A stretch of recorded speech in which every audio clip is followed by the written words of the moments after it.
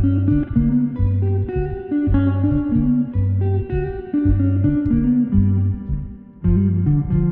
you've been following Of Significance for a while, you know we love to talk about how to think about data problems, assumptions, and how categorization changes the way we think about an issue. And, longtime listeners, we love to talk about the issues like class certification and whether you can find a group of people that were subject to the same treatment. But we haven't really talked much about what it means once you have a class defined and how to think about making employees whole for the damages that they've presumably incurred. So today, we're drilling into some of the pitfalls of assessing damages and who should get them. If this is your first episode, hello, and welcome to the Stat Pack. This is Of Significance, the podcast where listening to it counts as a form of common treatment. I'm your everyman host, Brent Buckwright, and here with me as always are two data experts who can munge any data they find, a man who always has confidence in his intervals, Dr. Nathan Woods, and the meanest stat this side of Texas, it's Dr. Steve Brownarse. Steve, Nathan, how are you? Doing really well. Thanks, Brent. I'm doing great. Thank you, Brent. So we're talking about, merits, damages, all these things that relate to features of labor employment type disputes. Steve, would you mind just giving a quick rundown of what the heck those things are and where we might see them? Right. So in a discrimination case, let's say, there would be the determination of whether or not the employer, the defendant in the case, was guilty of discrimination. And then after that judgment has been made, then it would be time maybe for a different expert than the one that was arguing about the merits, whether or not there were some other factors that might have caused the discrepancies in outcomes as opposed to discrimination. But another expert might come in and then assess what the damages would be in order, as you said in the intro, to make the plaintiffs whole for whatever discrimination was alleged to have occurred and what was found to have occurred in the merits phase. So, pretty much every one of the kind of cases that we work on could eventually lead to a damages phase. But I think where we are brought in, most often to just look at the damages would be in what's known as a single plaintiff case, where there might be an allegation of something like a wrongful termination. And then we would come in and say, okay, assuming that the plaintiff was wrongfully terminated, how much would it take to compensate that plaintiff for the actions taken by the defendant, assuming that the defendant was guilty there of wrongfully terminating that employee?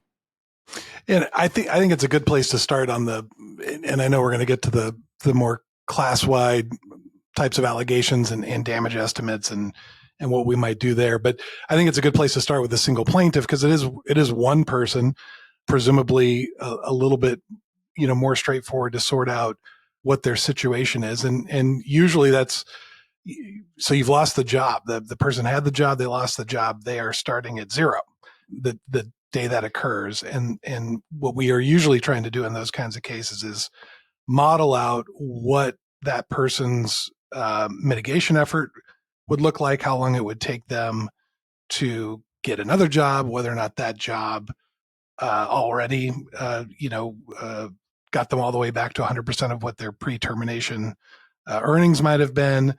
If not, what it would take to grow into what those pre-termination earnings would be, and get all the way back to whole. So I do think that's kind of the right place to start in terms of that single plaintiff, Steve. If you're starting at zero, don't I have an incentive as a person who might file a single plaintiff claim to never try and find work again and instead maximize the total damage I could get from this kind of litigation? Well, I think you can do whatever you choose to do, but you're going to be required to try to mitigate the damages. And so in circumstances that might be like that, where there could be a vocational expert looking at the job search effort of the person. And, oh, by the way, when Nathan says starting at zero, it means like earnings of zero. You lose this job and now you're not receiving any labor earnings. So you have they don't reset the your whole career. Yeah, it's not like go back to go and start all You over. have to work in a mailroom. Yeah. But you're not earning anything. The day after that you were laid off from your job, and in this case it would be wrongfully terminated. So the whether or not the plaintiff is mitigating their damages is often disputed in these cases. How many jobs did you apply for and search for, and were they trying to make up any kind of earnings loss that you had rather than making a career change and just taking a job that pays less and then having the defendant, even if they wrongfully terminated, you make up the difference. So those are the issues that would be analyzed both by the economic and statistical experts, but also by vocational experts in these kind of cases. So you do have to try to mitigate your losses because you're not going to be able to collect on that if you don't. In a wrongful termination type case, you know who the person is, you know what job they had. You can often do a lot of individualized research about their field, the next best job, the career trajectory for someone in that position. It seems to me like that's a pretty straightforward calculation, though. There's, a lot of it is just going to come down to what you believe is the most likely outcome for this person as opposed to the opposing side. Is there anything that's trickier about this than the way I framed it?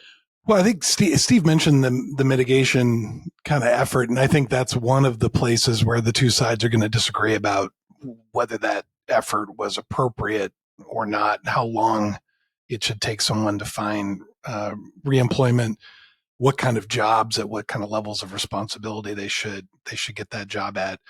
So I think that's where the disagreements occur. Yeah. But yeah, I think Steve's right. In general, the idea of, unless it's a really unique circumstance, you wouldn't be able to get away with saying that person's never going to get another job ever again. Right. And I think that, it obviously, each of these cases is a little bit different. But when I would teach labor economics about how different workers and their situations could be, there's a lot of emotion that's tied up in the discussions of somebody's career and losing a job. But if you think about like the housing market, where there's a lot of different types of houses out there, some of them just take longer to find the right buyer for because it's a more of a unique situation, and there are other ones that are more entry level, similar to a lot of other houses, and they don't spend as much time on the market. So for some jobs, you should be able to find a replacement job, for lack of a better term, pretty quickly. In other jobs, you had built up a lot of seniority. It may take you longer to find a comparable job somewhere else because there aren't as many of them that are being posted, each week. And so it might take you a little bit longer to find it. But that's all the kind of calculations that go into how long the person might be out of work looking for a job. And then, like Nathan said, you're trying to figure out what would your salary be in the next job. And if it's below what you were making before, how long might it take you to catch up? And then you go through the arithmetic of figuring out what that present value of that total would be in terms of a lump sum number that would make that person whole. So you guys started talking about a single plaintiff damages, but what about damages in the context of a larger class or group, that you're trying to consider? I think one of the more interesting things that we face is that because we work on cases where we're helping assess what the merits were, like you said, or even before that, whether a class could be certified, and then we go on to the merits, and then eventually could be damages, depending on how the case plays out. And for allegations of discrimination in something like selection decisions, that could be hires, promotions, or terminations for a larger group of people, what we're usually looking at when we're deciding whether or not there's evidence that there was statistical evidence, at least, whether there was some kind of discrimination against a protected group. Once we get to the damages phase, the analysis is completely different. Because whether there were more or fewer than expected selections from a particular group is one type of analysis, and we've talked about that a bit at various times on the podcast. But now we're saying, okay, now that you have a number of hiring shortfalls or excesses of terminations or shortfalls of promotions, how much did that damage the group of plaintiffs? And how should that aggregate amount of dollars be allocated among the plaintiffs who were members of this collective action or class action? Right. So for example, we might be looking at promotions or something where our event is you got promoted, and we look within a particular department, and in that department we find that we would have expected some number of women to have gotten a promotion, but fewer than that number got a promotion. And we'd say the difference between the two is our shortfall. We're trying to calculate damages for that set of people, but we often can't say specifically who those people are. Is that right? Or Yeah, I mean, I think there's a few things there. For sure, you don't know who the specific people were that in that example that were passed over for promotion. Maybe it's a little bit easier if you're looking in one department at a particular point in time, because you at least have that group of people. It gets a little harder if you're looking across a firm, and it gets even harder, I think, if you're looking at hires instead of promotions. But for sure, you don't necessarily know who should have gotten that job. And if you did, then it would be maybe very easy to say, okay, well, that's the person who should have gotten the job, and we can figure out what they would have gotten had they gotten the job, and then we're done there. But I think the challenge is you don't know generally who that group is, even if you do know that the shortfall's two. Yeah. Who are the two that are going to get the job and are entitled to damages? And then if the wider class that's claimed or alleged in that case is usually much larger than the two. So then you've got that challenge as well. It's not just, I don't know who the two are, but what am I going to do to allocate the damages across that wider group? And I would say in the simplest version of this model, and I think the way you described it, Brent, is exactly right. You have, let's say in this department, a shortfall of 2 promotions for women. Only if we really believe, which probably this has come out in the earlier analyses that was in a merits phase, only if we believe that every person eligible for a promotion was equally likely to get it, would it be that, everybody who didn't get promoted would have the same chance of getting the promotion. And so the dollar loss for each of these 2 promotions would then be distributed evenly among the plaintiffs.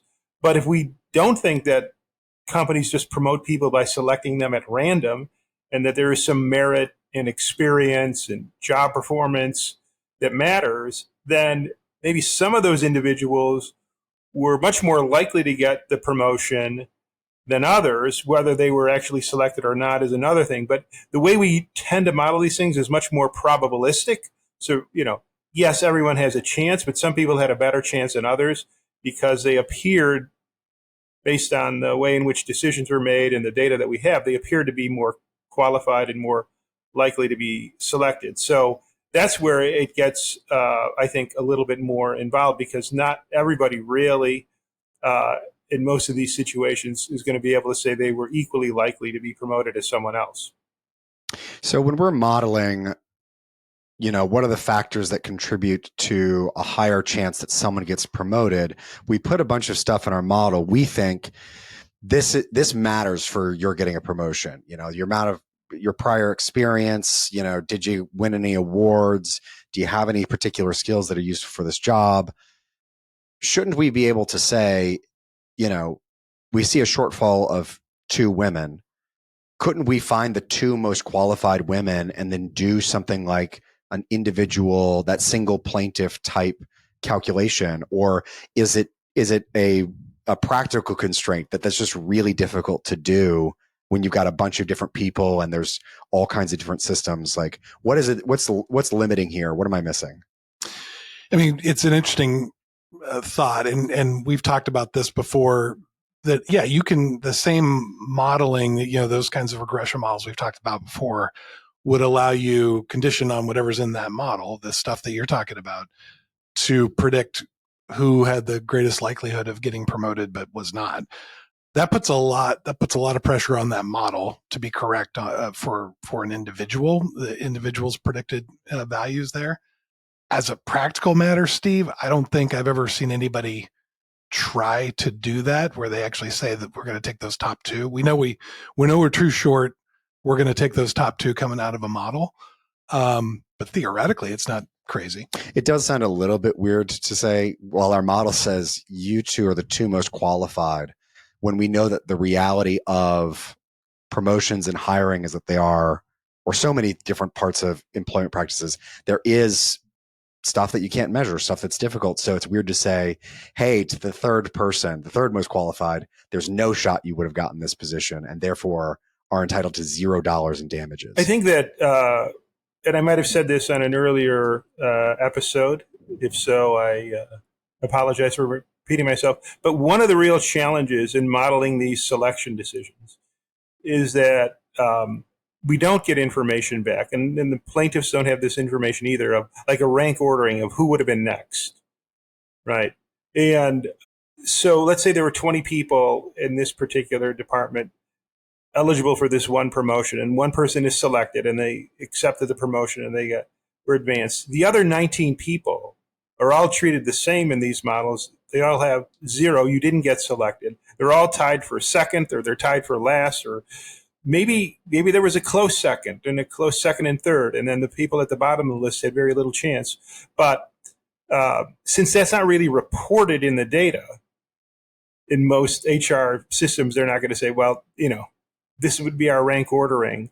Then you're not really going to have the ability to, I think, get really sharp estimates of who are the second and third choices. You would have your model that would, predict that. But I think, like Nathan is saying, that is another step to say, okay, we think there's such a gap between this group of people and the rest that the people below this cutoff are entitled to no damages, even though there was, alleged discrimination going on, and that the damages would be split among the people above this cutoff. It's, if the models worked well enough, that would be, I think, a good way to approach it. But, that would, like Nathan's saying, it would be asking a lot of the model, and probably the data doesn't reveal enough about that rank ordering. Whereas if we were modeling pay, it's not like if you're not the highest paid person in your department, everybody is tied at the same level. You see the variation. And so the pay models tend to work a little bit better in predicting what someone's pay was going to be based on their individual characteristics. It seems like this kind of scenario of like looking at promotions and then trying to calculate what the damage is, you're doing something similar and saying what would have happened if they had gotten the job. But how is there a difference between, this type of analysis from the single plaintiff? Well, yeah, I think that maybe the main thing is, and what I like about starting with a single plaintiff as kind of the prototypical models, that person's lost their job. They're at 0 earnings on the next day. Somebody who's passed over promotion still has their job, presumably. So, they're not going to 0 earnings. They're, whatever the damage that they're going to incur is going to be whatever would have been associated with that promotion, whatever that difference would be.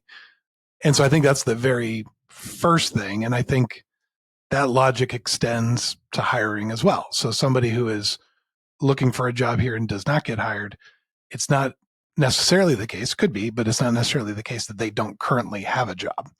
And so whatever their earnings, whatever the damages associated with not getting passed over for the offer, isn't going to be 100% of that, the salary of that job. Right. I think in the single plaintiff wrongful termination cases, a big chunk of the earnings are that time when you don't have a job at all and you're not earning anything. And while if you were passed over for a promotion, you don't receive the kind of pay increase, and therefore there is some lost income from that. Like Nathan's saying, it's much smaller, and you may down the road be getting another promotion, and so it may be that the promotion that you're hoping to get was just delayed, and not that you were completely passed over for it. So those are the kind of considerations that you would take into account when you're trying to measure damages in a situation for something like promotion or even failure to hire, especially like Nathan said, if it's for a more experienced position.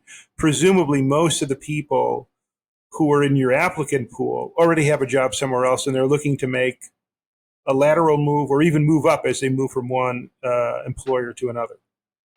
So one thing I'm curious about is if I'm either in the single plaintiff, the wrongful termination case, or in this promotions case we're talking about, people have their whole lives ahead of them that there's an uncertain amount of time that they could be, damaged for. You could have gotten that promotion, and then a few years down the line, you get another promotion. And a few years after that, you're the CEO of the company and you've got a house, in Miami, and you're living a life that no one could ever have dreamed of. You did it. All the people who doubted you were wrong. And those high school bullies, they made a huge mistake. But there's so many different things we can. Why Miami? I don't know. It just seemed like a nice sunny spot to. Oh, sorry. I should have said California. Yeah. The rest was fine, but yeah. So you're in California. You've made it. The rest of the people are fools. I guess it seems like there's lots of, as time goes on, there's going to be greater variation in possible outcomes.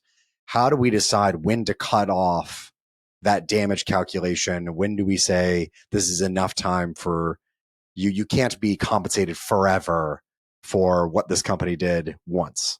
There's no one single answer to that. It depends on the context of the case. But I'll give you some of the factors that would go into it. If this is a person that is someone that has never spent a lot of time in any particular job, they're still at entry-level type of positions, the expectation is they wouldn't have been in the job for a very long time. And so that would play a role in how long you would be calculated the damages for. It would be probably, but again, it depends on the circumstances. It would be a little unusual to think that being turned down, I'm talking about this in a hiring case, but it could be a low-level promotion, that this is something that is going to be, you're going to be able to accurately calculate how much it's going to carry forward for the rest of your career in terms of the earnings loss. And, 20 million people a year are laid off. So layoffs occur all the time. That's not all of them are wrongful terminations, obviously. Some of them are due to, changing businesses. But it's a situation that people are facing a lot of the time. And so there's information from surveys of how long it takes people to find a new job after they've been displaced. And I think, as an example, in the displaced worker survey, they focus on what they call these longer tenure workers who have to be in the job at least 3 years, or else they don't fall into the categories that the Department of Labor reports for them and the Bureau of Labor Statistics reports for them. Because I think the presumption among economists is that if you haven't been in the job as long, the idea that there would be longer term earnings losses from losing that job that you only held for a few months wouldn't be as important. And so it's not even something that they're measuring in terms of the post separation earnings in the displaced worker survey. They limit it to workers that when they lost a job, they had been in their previous job for 3 years or more. It depends on the age of the person. When you work on these cases, if the person is closer to their retirement years, you might think, well, this damages could last through up to when they retire. If the person is younger, that might be more suspect to make that argument.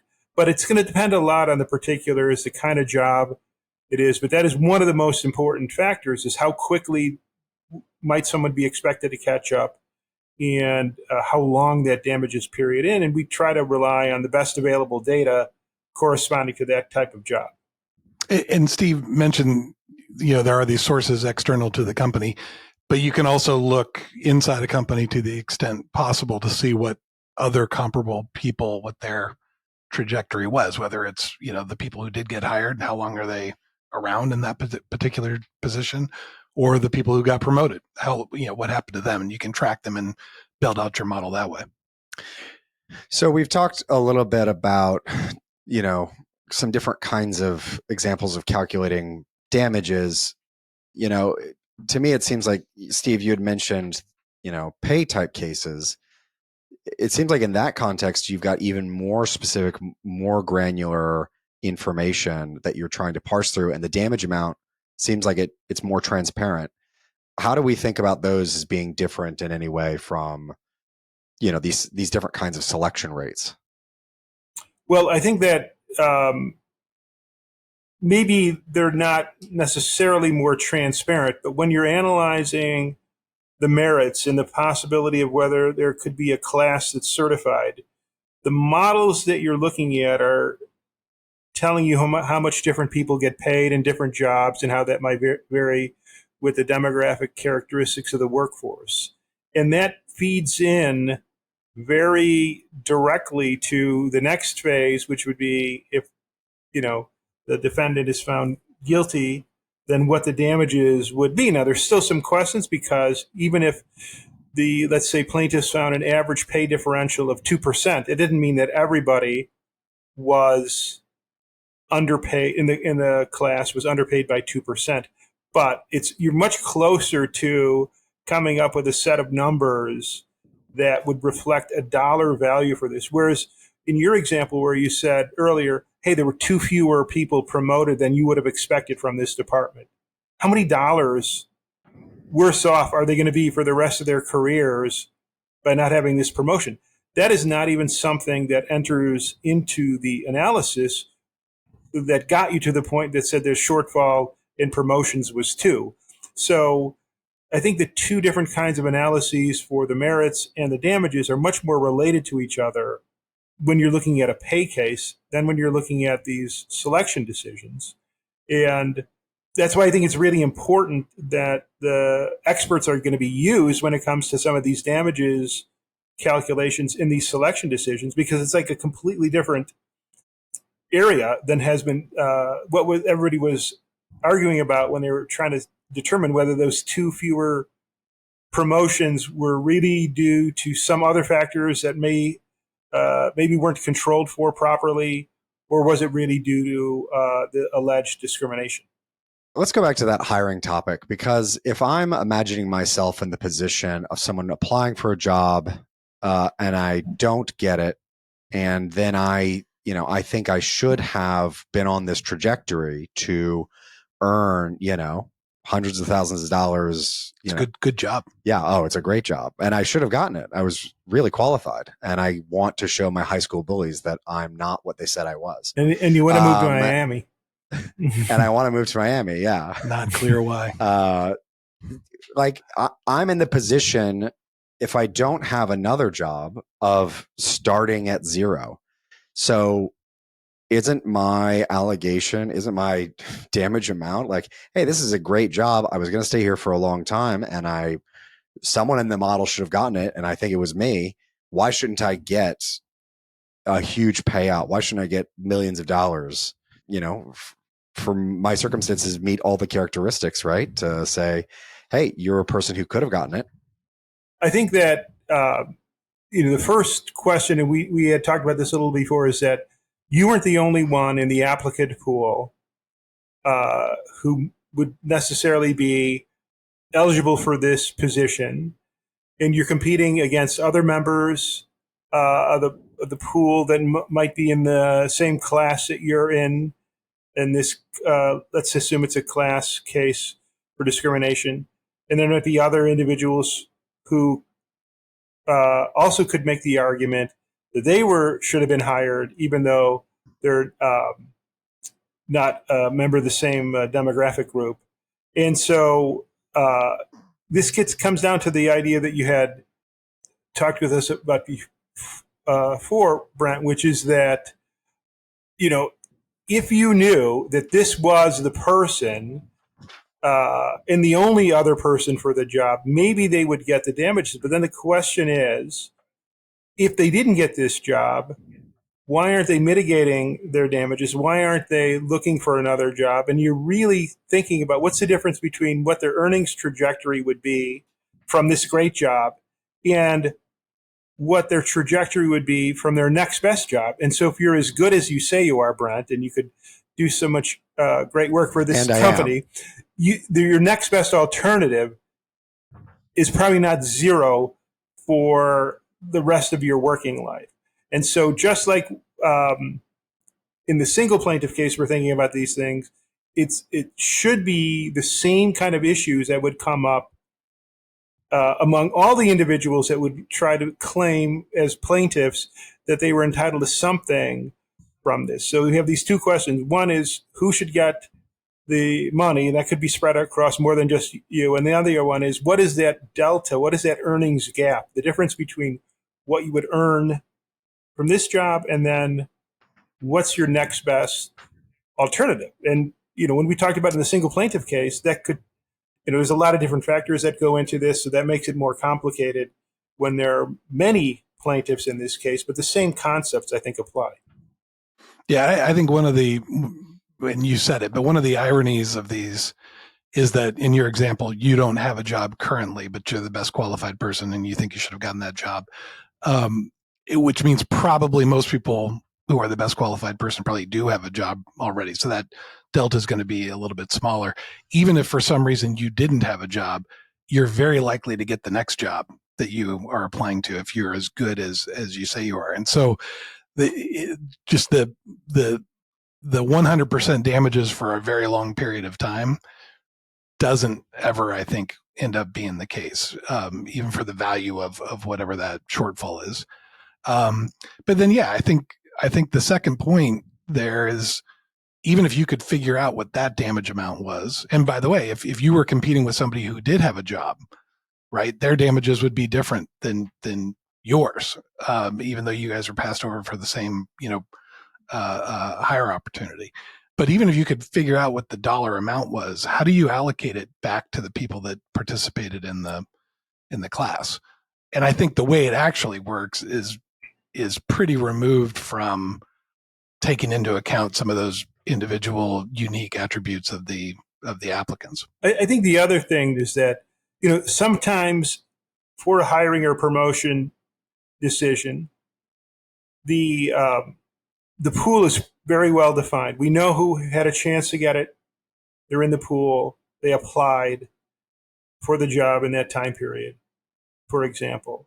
And if the job in that pool went to a member of the protected group that you're in that's suing for the alleged discrimination, then it's really not clear that you would be contributing to the shortfall or to the damages here, because if there was one position to award and the position went to a member of the protected group, other members of the protected group in the same pool would say, well, I should have been selected. But then there may be something that led to that difference in who was selected, but it wouldn't be the race or gender, whatever the characteristics were, age that was being alleged here, because both the selected person and the person that was alleging some wrongdoing are members of the same group. And so there would be an interclass conflict there.